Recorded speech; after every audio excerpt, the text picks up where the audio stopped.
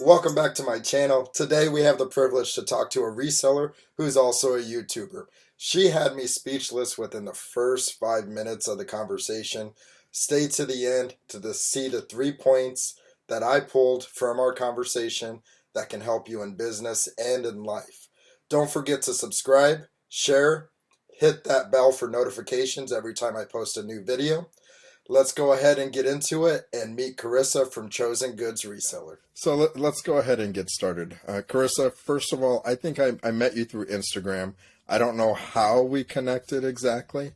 I'm not sure. I don't remember exactly. I think that, I pretty much will go on anyone who has similar followers as me. For the people, even though a lot of the people that may be watching my channel will probably watch your channel as well, but there's going to be those stragglers. So who are you? How can people get in contact with you if they chose to do so? And I'll make sure I put the links below. But my name is Carissa Pizzi. I have a channel called Chosen Goods Reseller on YouTube, and I am chosen_goods on Instagram. I resell everything under the sun. If I can find it and it has profit, then I sell it. I like to do videos that are thrifting, what sold. I like to do garage sales. I like to upload as slowly as possible. And I do a weekly live on Thursdays called Coffee Chat, and I thrift that. And I like your lives. One of the reasons, even on your first live with Harry Tornado, and my first thought was, how'd you get him? That was awesome. But you did a great job of you're interacting with your guest as well as the lives. And I can see that it's getting better out of every single one. So I do have a question for you. I don't remember how exactly we connected through Instagram, but one of the comments that you put on an Instagram post, I even went back today to look at it, kind of hit home for me. So I'm going to bring it back up, and I'd like you to talk a little bit more about it.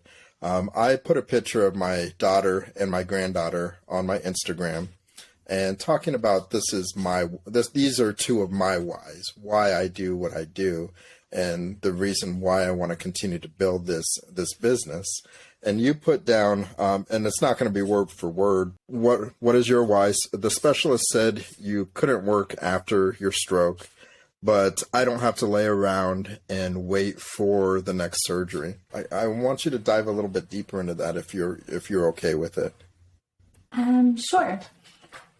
So it's a long story, but I'll try to make it as brief as possible. I had a surgery back in 2004 where a doctor severed an artery in my, a vein and artery in my groin, and it wasn't repaired properly. And so it took them about 2.5 years, 23 months. I don't want to say 2.5 years. It took 23 months for them to repair it.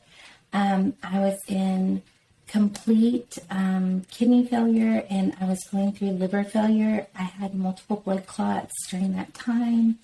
They couldn't figure out what was going on. I finally had my hepatologist run me through basically a nuclear science machine, which is used now, but at the time it was used mainly for cancer patients. And it injects radiation in small amounts throughout your body, and they run you through like 1 minute per square inch at a time through this machine. And they discovered that my iliac vein was, it was 98% occluded, which means it was closed.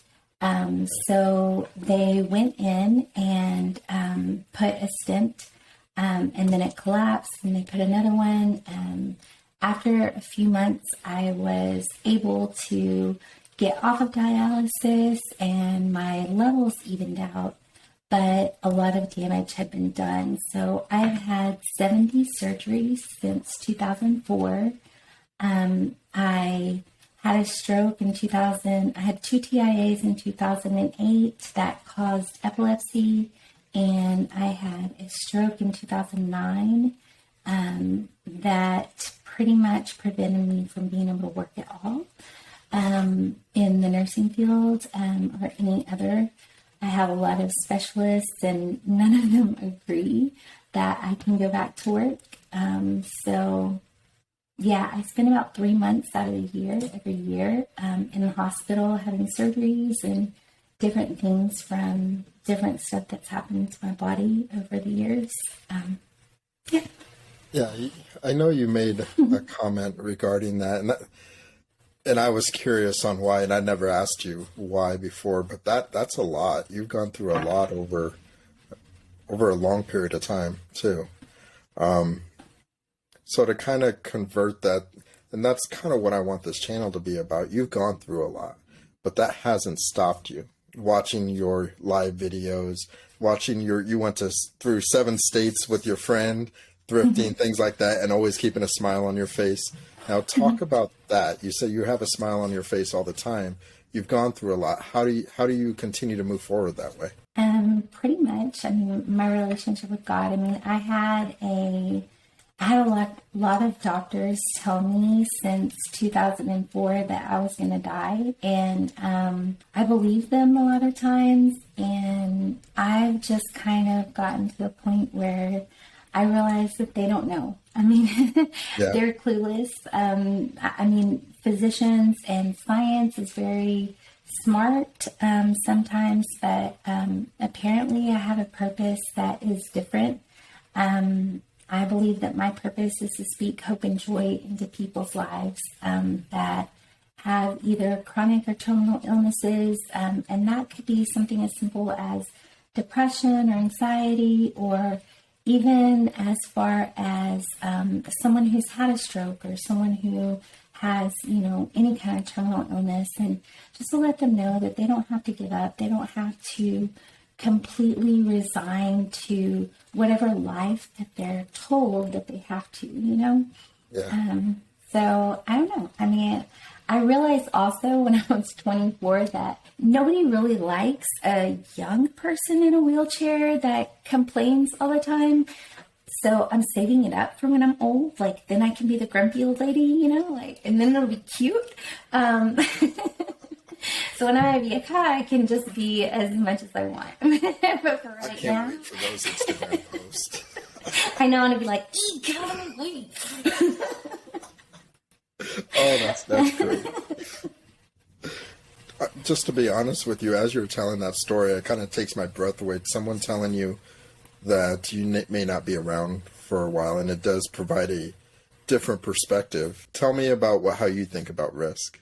I don't know. I don't really consider anything a risk per se. I mean, every day has been a risk for me. I mean, waking up in every moment has been such a blessing that I just count everything as joy. You know what I mean? Like, if I wake up, it's a great day. And the days that if one day I don't wake up, then I'm going to be running. You know what I'm saying? Like, I don't really have a negative. I've been told that I might not have a leg in so many years, but that was supposed to be like 10 years ago, and I'm still here. I'm still walking around. I'm still doing things. So I don't really see risk or danger.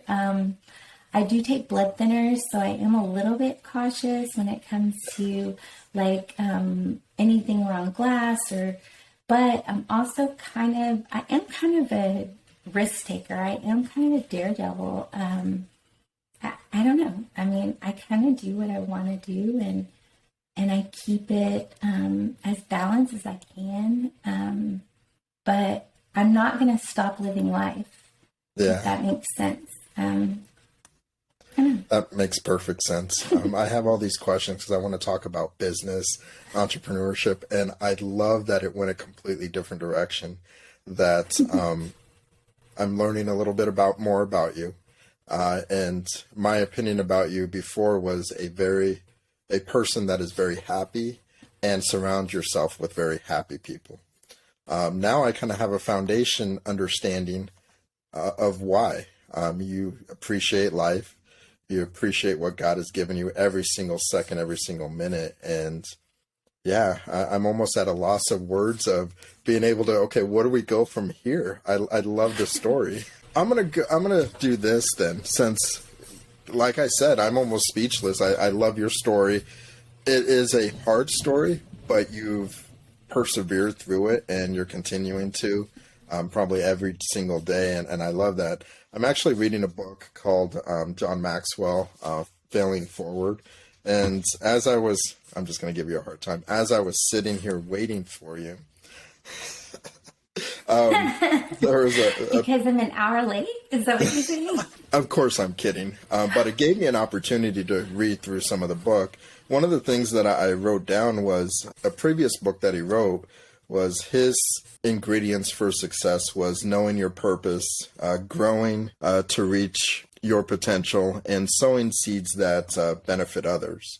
Now, the last one we'll talk about in a few moments, but that last one of sowing seeds that benefit others, I thought of you probably because we were about to talk and have a conversation, but I know that's in your heart of being able to give to others and be able to help. Knowing your purpose, do you know what your purpose is in maybe in your business or just in life? I don't know. I mean, I think that anything that can be given should be given.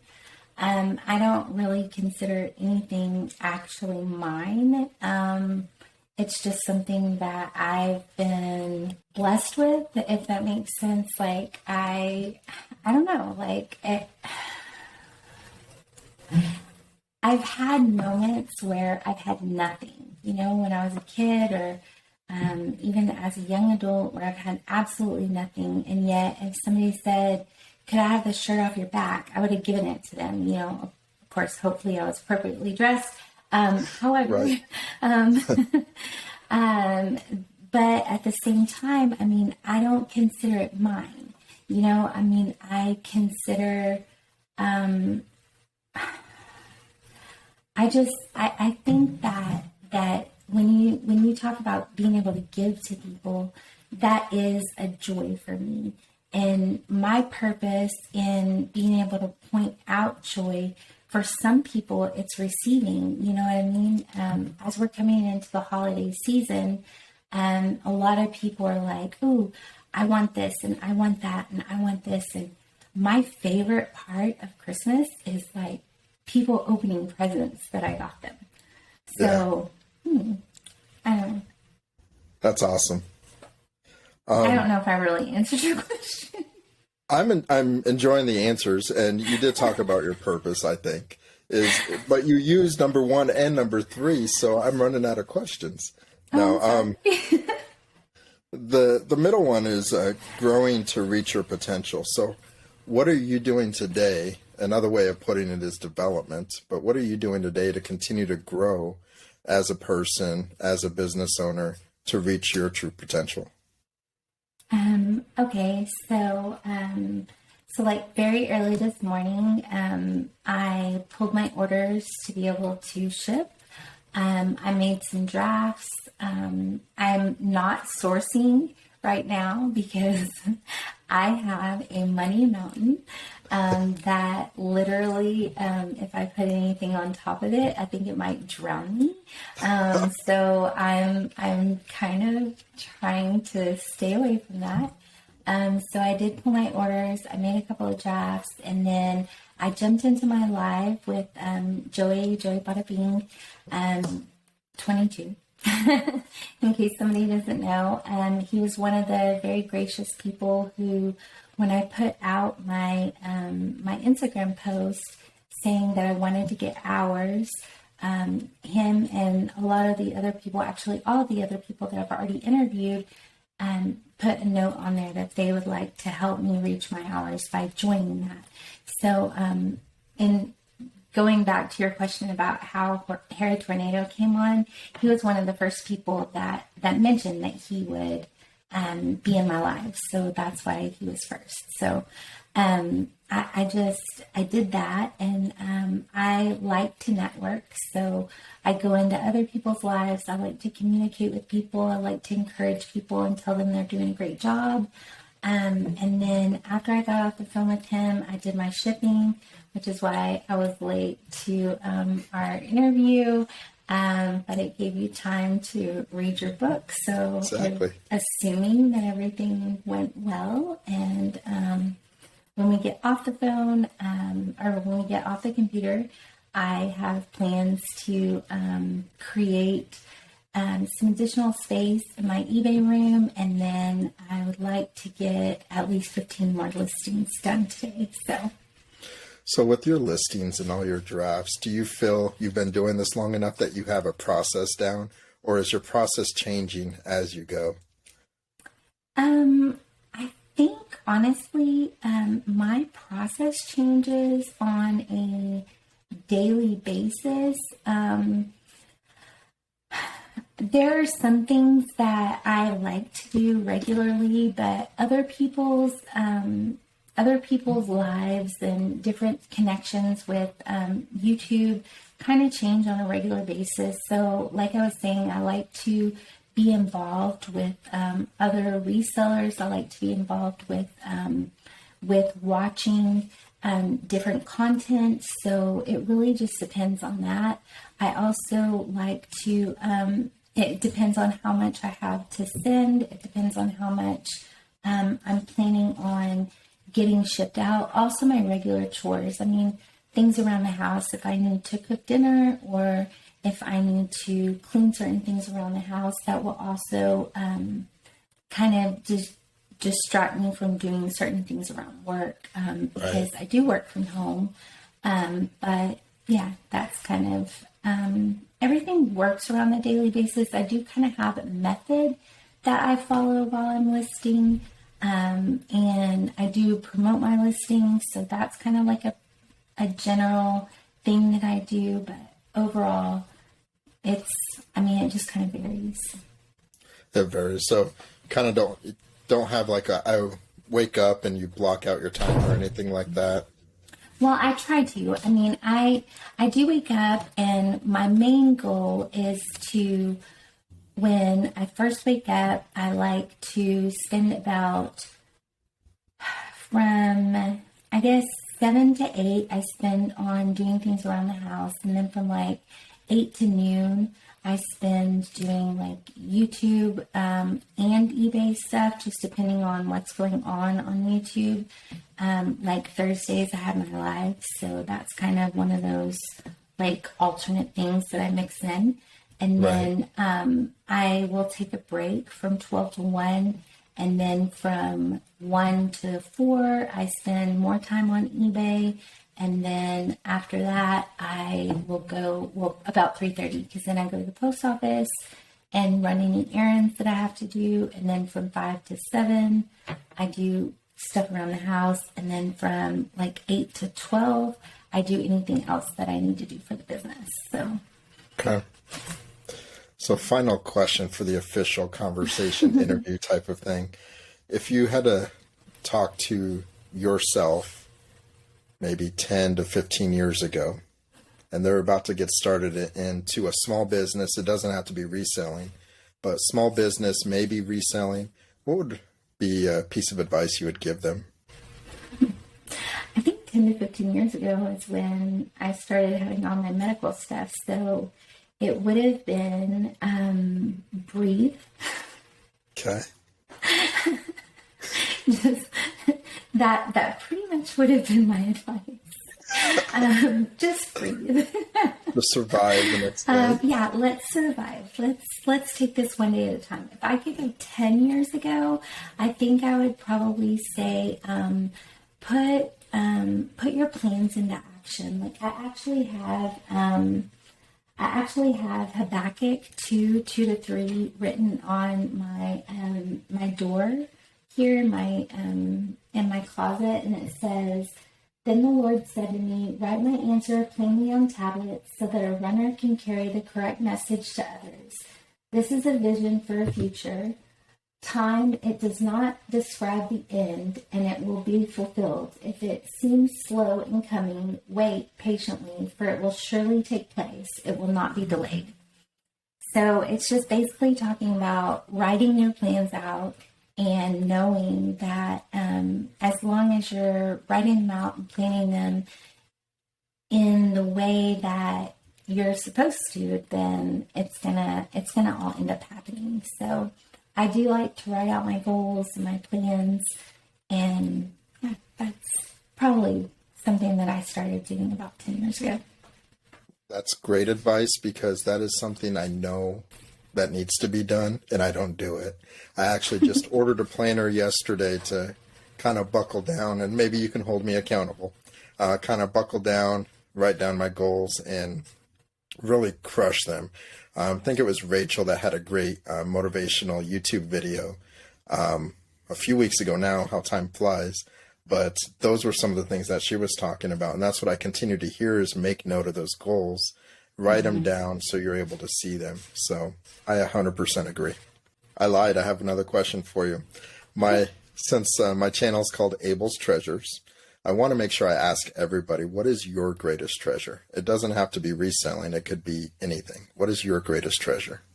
My greatest treasure is my salvation.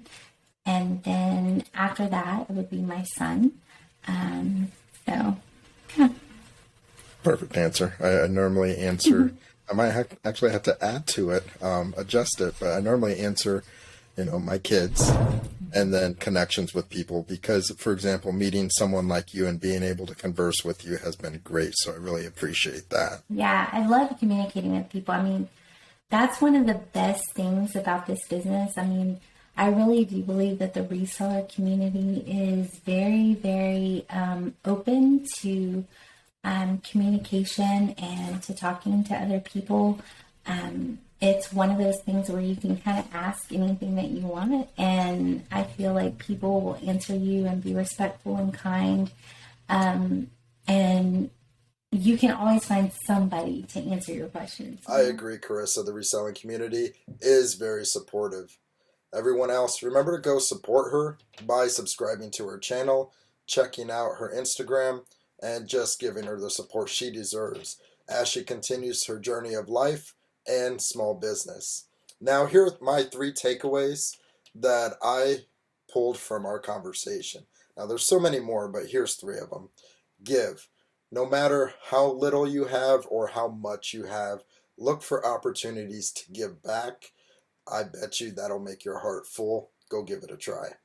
Number 2, look for the positive. No matter how dire a situation is, always look for the positive in life, and that will help you get through that situation and move forward. And number 3, write down your plans and take action. Remember, the greatest treasure is connections with people.